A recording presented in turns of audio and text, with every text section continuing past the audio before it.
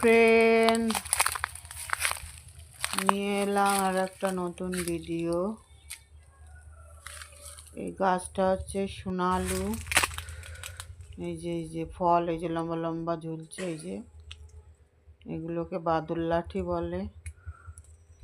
এই যে বাদুর লাঠি, এই দেখো গাছে ঝুলছে লম্বা লম্বা লাঠির মতো ফল এগুলো।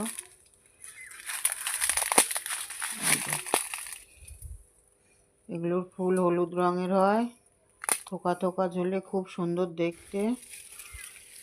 জ্যৈষ্ঠ আষাঢ় মাসের দিকের ফুল হয়। এখন শীতের সময়, এখন ফল দেখো নিচেও পড়ে